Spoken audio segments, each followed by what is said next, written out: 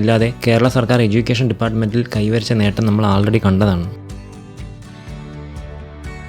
Kerala sir 100% literacy sir. ഇന്ത്യയിലൊരു സംസ്ഥാനം number 1 ആവണമെങ്കിൽ അതിന് അഴിമതി ഫസ്റ്റ് ഇല്ലാതിരിക്കണം. കേരളം നമ്പർ 1 ആയത് അഴിമതി ഇല്ലാത്തതുകൊണ്ട് തന്നെയാണ്. അതിപ്പോൾ ഇത് കേൾക്കുമ്പം കുറേ പേര് ചിരിക്കുന്നുണ്ടായിരിക്കും. അത് ഇഗ്നോറൻസ് ആണ്, അറിവില്ലായ്മയാണ്. അത് പറയാൻ കാരണം നമുക്ക് ആ പഴയ കമൻറ്റിലോട്ട് പോകാം. സഖാവ് വി ശിവൻകുട്ടിയുടെ ആ വോട്ട് സർവേയും കമൻറ്റിലോട്ടും പോകാം. അതിൽ വന്ന ഒരു കമൻറ്റാണ്, ഇവനൊക്കെ കൈയിട്ട് വാരാനല്ലാതെ വേറെ എന്തെങ്കിലും അറിയാമോ എന്ന്. സ്വർണ്ണം കട്ട കള്ളൻ. Based on transparency international India reports, India corruption survey reports and various government NGO reports, ഇതിലെല്ലാം ഏറ്റവും അഴിമതി കുറഞ്ഞ സംസ്ഥാനം കേരളയാണ് അതിലെ നമ്പർ 1. ഇതൊക്കെ ഓരോ സിറ്റിസൻസിൻ്റെയും റൈറ്റ്സ് ആണ്. സർക്കാർ ചെയ്യുന്ന ഓരോ പ്രവർത്തനങ്ങളും സാധാരണക്കാരെ അറിയാൻ വേണ്ടി വെച്ചേക്കുന്നത്. ഈ റിപ്പോർട്ടുകളൊക്കെ നിയമപ്രകാരം കേന്ദ്ര ഗവൺമെൻറ്റിന് പുറത്തു വിട്ടാലേ പറ്റുള്ളൂ.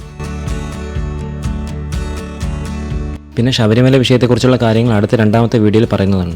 ഇത് മുഴുവൻ ഫാക്ട്സ് ആണ്, ഒറിജിനൽ ഡേറ്റാസും രേഖകളുമാണ്. ഇതിൽ എന്തെങ്കിലും കള്ളത്തരം ഉണ്ടെങ്കിൽ നിങ്ങൾക്ക് കമൻറ്റ് ബോക്സിൽ പ്രതികരിക്കാവുന്നതാണ്.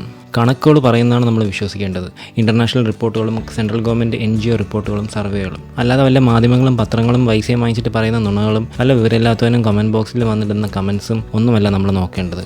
ഈ കമൻസ് അയക്കുന്ന IT സെല്ലിനെ പറ്റി അടുത്ത വീഡിയോയിൽ ഞാൻ പറയുന്നതായിരിക്കും. ഈ ഭരണം മാറിയാൽ ചിലപ്പോൾ നമുക്ക് ഒരിക്കലും ഈ നല്ല കേരളത്തെ തിരിച്ചു കിട്ടിയെന്ന് വരില്ല. കാരണം രാഹുൽ ഗാന്ധി നല്ലൊരു നേതാവാണെന്ന് വെച്ചിട്ട് UDFന് കയറി വോട്ട് ചെയ്യരുത്. കാരണം BJP ജയിക്കാൻ സാധ്യതയുള്ളിടത്ത് UDFകാരെല്ലാം BJPക്ക് കുത്തും, UDF ജയിക്കാൻ സാധ്യതയുള്ളിടത്ത് BJPക്കാരെല്ലാം UDFന് കുത്തും. ഇതാണ് ഈ കഴിഞ്ഞ തദ്ദേശ തെരഞ്ഞെടുപ്പിൽ നടന്നത്. രാഹുൽ ഗാന്ധി എപ്പോഴും ചീത്ത വിളിക്കാറുള്ള സവർഗറിൻ്റെ മുമ്പിൽ ഓച്ചാഞ്ചി നിൽക്കുന്ന ആളാരാണെന്ന് നോക്ക്, നമ്മൾ VD സതീശൻ. തൃശ്ശൂർ മറ്റത്തൂർ പഞ്ചായത്ത് ഇലക്ഷന് ശേഷം 8 UDFകാരാണ് BJPയിലോട്ട് ചേർന്നത്. അവിടെ UDFന് വേണ്ടി വോട്ട് ചെയ്ത ജനങ്ങളുടെ അവസ്ഥ ഒന്ന് ആലോചിച്ച് നോക്ക്.